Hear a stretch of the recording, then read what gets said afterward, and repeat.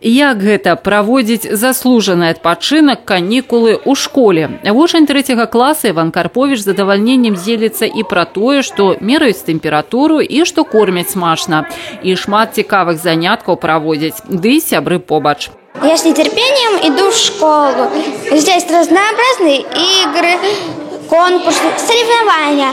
Каждый день не похож на предыдущий. Мне нравится общаться с друзьями. И даже на каникулах я с удовольствием иду в школу. У лагеры пры школе Вялікіх Матыкал сёння свой час з карысцю бавяць амаль 10% вучняў. Для маленькіх і для старэйшых праграма суадносная ўзросту і адукацыйным патрэбам. Для учащихся нашей школы в период осенних каникул работает оздоровительный лагерь на базе школы для 45 учащихся. Также для учащихся организованы индивидуальные консультации по всем учебным предметам. Упор, конечно, сделан на учащихся старших классов, так как некоторые находились на самоизоляции, и в целях предупреждения пробелов в знаниях организованы консультации.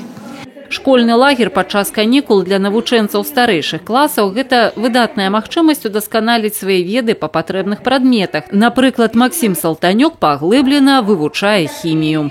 У нас, получается, на каникулах больше рассчитано на подготовку к олимпиадам. Получается почти что индивидуальное занятие, как репетиторство, только в школе и бесплатно. У Брэсцкім раёне школьныя аздараўленчыя лагеры карыстаюцца немалым попытам. Працуюць яны зараз з папраўкай на ковід. У школах праводзяцца ўсе неабходныя санітарна-прафілактычныя мерапрыемствы, унесены карэктывы і ў адукацыйны працэс. Более 300 детей у нас будут находиться в этих лагерях. Конечно, экскурсий, выездов не планируется. Эти лагеря будут работать в рамках учреждения образования.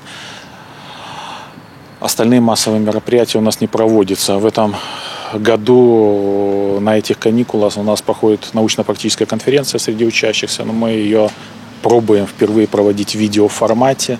У перыяд восеньскіх канікул у Брэсцкай вобласці сёлета аздараўліваюцца больш за 7,5 тысяч дзяцей. У параўнанні з аналагічным перыядам мінулага года гэты паказчык складае каля 75%. Іншыя змяненні бягучага года ў дзейнасць такіх лагераў датычацца аплаты і прафілактыкі вірусных захворванняў. Из республиканского бюджета предусмотрено удешевление стоимости одной путевки на ребенка в сумме 4 рубля 20 копеек на один койко-день. Министерством здравоохранения, Министерством образования, Республиканским центром по оздоровлению и санаторно-курортному лечению населения разработаны временные методические рекомендации по профилактике заноса и распространения коронавирусной инфекции, которыми пользуются в настоящее время оздоровительные лагеря. Вероніка Яковец, Владимир Казаков, телерадиокомпания «Брест».